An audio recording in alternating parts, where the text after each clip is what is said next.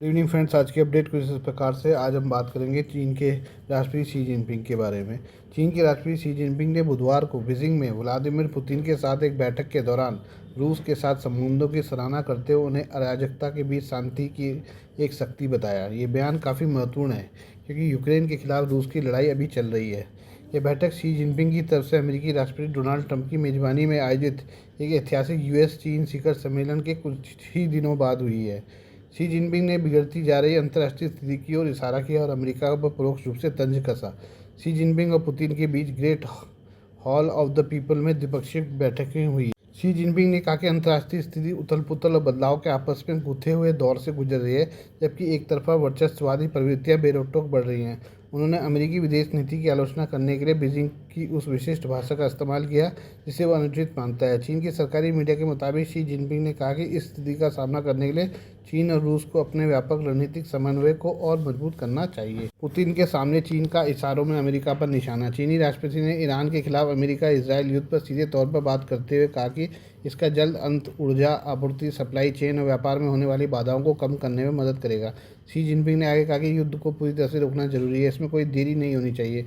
फिर से लड़ाई शुरू करना तो और भी ज़्यादा अवांछनीय है और बातचीत जारी रखना विशेष रूप से महत्वपूर्ण है। आपको बता दें कि रूसी राष्ट्रपति व्लादिमीर पुतिन पिछले 25 वर्षों से देश के राष्ट्रपति हैं। अपने इतने लंबे कार्यकाल में वो 25वीं बार चीन की यात्रा पर हैं। पिछले कुछ सालों में शी जिनपिंग और पुतिन ने व्यापार, कूटनीति और सुरक्षा के मामलों में अपने देशों के बीच तालमेल को काफ़ी मजबूत किया है।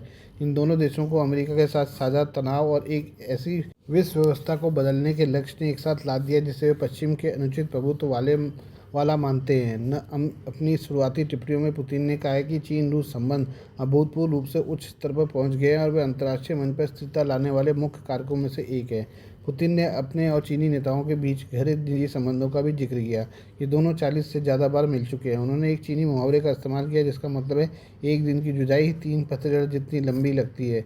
इस मुहावरे का इस्तेमाल जुदाई के दुख को जाहिर करने के लिए किया जाता है। पुतिन से पहले शी जिनपिंग ने बीजिंग में राष्ट्रपति डोनाल्ड ट्रंप से मुलाकात की थी। शी जिनपिंग के लिए कूटनीतिक शक्ति प्रदर्शन है जिसका फायदा उन्हें घरेलू स्तर पर अपनी ताकत साबित करने में मिलेगी। बुधवार सुबह विशाल ग्रेट हॉल के बाहर पुतिन का स्वागत एक विशेष राजकीय यात्रा के स्वागत जैसा ही भव्य था जैसा कि बीजिंग ने पिछले हफ्ते ट्रंप को दिया था। शी जिनपिंग और उसके शीर्ष अधिकारियों की एक कतार ने रूसी राष्ट्रपति से हाथ मिलाया। इसके बाद ये नेता जो काफ़ी सहज नजर आए थे वे बंदूकों की सलामी के दौरान कंधे से कंधा मिलाकर खड़े हुए, जबकि बैकग्राउंड में एक अन्य सैन्य बैंड बज रहा था और रूस और चीन के झंडे लहरा रहे थे। आइए हम बात करें नॉर्वे की। नॉर्वे के सबसे बड़े अखबार ने भारतीय प्रधानमंत्री नरेंद्र मोदी को एक सपेरे की तरह दिखाया है। इस कार्टून को भारतीयों ने नस्लवादी टिप्पणी से जोड़ा है। भारत के पूर्व विदेश सचिव कमल सिब्बल ने इसे अपमानजनक बताया है और नॉर्वे से तेल नहीं खरीदने की वकालत की। उन्होंने लिखा कि 56 लाख लोगों वाले एक आत्मसंतुष्ट देश का यह कार्टून काफ़ी परेशान करने वाला है। इस देश के पास न तो कोई ऐतिहासिक या सभ्यगत गहराई है, न ही जटिल और विविध समाजों को संभालने का अनुभव और न ही उन चुनौतियों की गहराई का अंदाजा है जिनका सामना 1.4 बिलियन लोगों वाला देश करता है। यह पहली बार नहीं है जब पश्चिमी मीडिया ने अपने कार्टूनों के जरिए नस्लवाद का सहारा लिया है। ऐसे कई उदाहरण सामने आए हैं जिनमें राजनीतिक कार्टून नस्लवादी रहे हैं और उन्हें भारत की तीसरी दुनिया के देश के तौर पर दिखाया है। और ऐसा तब हो रहा है जब भारत दुनिया के शीर्ष 5 अर्थव्यवस्था वाले देशों में शामिल है। हमारी आईटी इंडस्ट्री ने दुनिया भर में झंडे गाड़ रखे हैं। अमेरिका के दर्जनों शीर्ष कंपनियों के सीईओ भारतीय हैं, लेकिन पश्चिमी देशों की नज़र में हम आज भी सांप छुछुंदर का खेल दिखाने वाले ही हैं। नॉर्वे के अखबार आफ्टेन पोस्टेन ने कार्टून पोस्ट किया जिसमें पीएम मोदी को एक सपेरे के रूप में दिखाया गया है और सांप की जगह एक पेट्रोल पंप की पाइप को दर्शाया गया है। इस चित्र के साथ एक संपादकीय लेख भी था जिसकी हेडलाइन का अनुवाद है, एक चालाक फिर भी परेशान करने वाला व्यक्ति। इस चित्र के पीछे मशहूर नॉर्वेजियन विजुअल आर्टिस्ट और इलस्ट्रेटर मार्विन हेलरेकर है। पहले भी हेलरेकर ने राष्ट्राध्यक्षों और विश्व नेताओं के चित्र एक हास्यपूर्ण बल्कि कुछ हद तक विचित्र अंदाज में बनाए हैं। पहली बार नहीं है जब किसी कार्टून ने भारत को गलत रोशनी में दिखाया है या खुले तौर पर नस्लवादी हो। इससे पहले 2024 में एक अमेरिकी कार्टून विवादों में घिर गया था क्योंकि उसमें सिंगापुर के झंडे वाले कंटेनर जहाज डाली पर सवार भारतीयों को नस्लवादी तरीके से दिखाया गया था। इसी जहाज ने बाल्टीमोर में के फ्रांसिस स्कॉट की ब्रिज से टक्कर मार दी थी। मार्च 2024 में कंटेनर जहाज की बिजली चली गई और वह पुल को सहारा देने वाले एक कंक्रीट के खंभे से टकरा गया जिसके कारण पूरा पुल ढह गया। उस जहाज पर भारतीय क्रूज सदस्य सवार थे जिन्होंने तुरंत मेडे आपातकालीन कॉल किया था। इससे अधिकारियों को पुल पर ट्रैफिक रोकने के तुरंत कदम उठाने का मौका मिला जिससे संभावित रूप से कई लोगों की जान बच गई। इस हादसे के ठीक बाद अमेरिका स्थित वेब कॉमिक फॉक्सफोर्ड कॉमिक्स ने एक्स पर एक कार्टून शेयर किया। इसका कैप्शन था, टक्कर से ठीक पहले डॉली के अंदर से मिली आखिरी रिकॉर्डिंग। इस कार्टून में जहाज के अंदर कुछ लोगों को दिखाया गया जिन्होंने सिर्फ लंगोट पहनी हुई थी और एक संभावित दुर्घटना से पहले घबराए हुए दिख रहे थे। इस घटना से एक साल पहले 2023 में एक जर्मन कार्टून भी भारत के नस्लवादी चित्रण के कारण विवादों में घिर गया था। जर्मन पत्रिका डेर स्पीगल ने कार्टून प्रकाशित किया था जिसमें भारत की आबादी को चीन से आगे निकलते दिखाया गया था। इस चित्र में एक खचाखच भरी भारतीय ट्रेन दिखाई गई जो एक आधुनिक चीनी बुलेट ट्रेन के बगल से गुजर रही है। यह बुलेट ट्रेन एक समांतर ट्रैक पर चल रही है और उसके अंदर सिर्फ 2 ड्राइवर हैं। भारतीय ट्रेन के ऊपर बैठे यात्री तिरंगा झंडा थामे हुए हैं।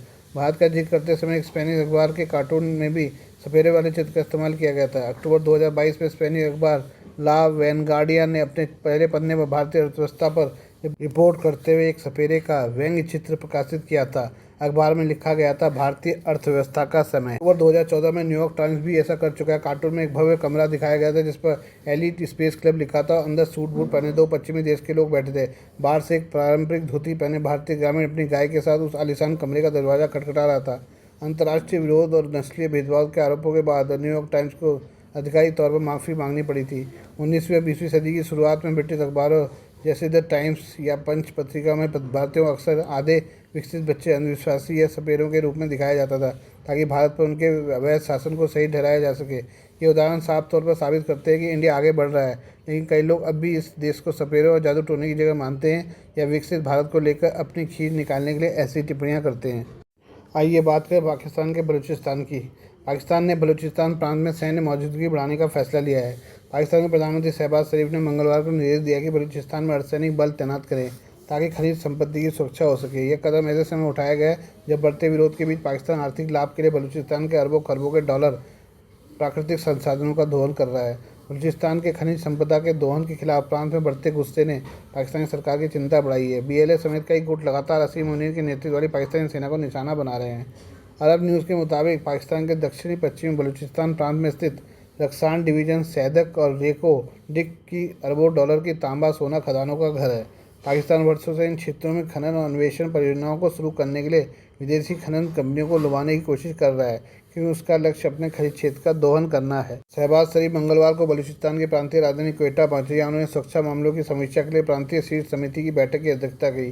शरीफ के कार्यालय की ओर से जारी बयान में कहा गया कि प्रधानमंत्री ने बलूचिस्तान के रक्सान डिवीजन में फ्रंटियर कोर की तैनाती का निर्देश दिया है। प्रधानमंत्री कार्यालय ने कहा कि शहबाज शरीफ ने प्रधानमंत्री ने बलूचिस्तान में खनिजों की सुरक्षा के लिए एक गलियारा स्थापित करने का फैसला लिया है। इस सुरक्षा गलियारे में अर्धसैनिक बल फ्रंटियर कोर की अतिरिक्त टुकड़ियां तैनात होंगी। राजमार्गों पर सुरक्षा चौकियां और एक निगरानी तंत्र स्थापित किया जाएगा। खनिज समृद्ध बलूचिस्तान दशकों से चल रहे विरोध का केंद्र रहा है। बलूच अलगाववादी समूहों ने यहाँ लगातार पाकिस्तानी सुरक्षा बलों में विदेशी कंपनियों पर हमले किए हैं। पिछले महीने ही जगाई में Pakistani company national resource private limited की एक खनन परियोजना स्थल पर हमला करते हुए 10 लोगों को मार डाला था। बलूचिस्तान के सशस्त्र गुटों का कहना है कि उनके प्रांत में भारी तादाद में खनिज हैं। इस पर पहला हक उनके प्रांत के लोगों का है, लेकिन इसको पाकिस्तानी सरकार और सेना लूट रही है। इसमें पाकिस्तानी सरकार चीनी और दूसरी विदेशी कंपनियों का सहारा ले रही है। ऐसे में हथियारबंद बलूच गुट इसके खिलाफ लड़ रहे हैं। बलूचिस्तान के अप्रयुक्त खनिज संपदा विशाल है। अलग अलग रिपोर्टों में यह अनुमान सामने आया कि इस प्रांत के कुल भंडार का मूल्य 1 से 6 ट्रिलियन डॉलर के बीच है। इस संपदा में तांबा, सोना, कोयला, क्रोमाइट और दुर्लभ मृदा तत्व शामिल हैं। बलूचिस्तान के चगाई में तांबा और सोने की बड़ी खदान है। इसमें अनुमानित 5.9 अरब टन अयस्क है। बलूचिस्तान में खासतौर से बैरिक गोल्ड कंपनी काम कर रही है जिसकी रेकोर्डिक परियोजना में 50% हिस्सेदारी है। कंपनी ने बलूचिस्तान की सुरक्षा स्थिति को लेकर सवाल खड़े किए हैं। हालांकि पाकिस्तान का कहना है कि बैरिक गोल्ड ने प्रोजेक्ट पर अपनी प्रतिबद्धता जताई है। Please do like, share and subscribe this channel of my news, views and analysis by Prakash.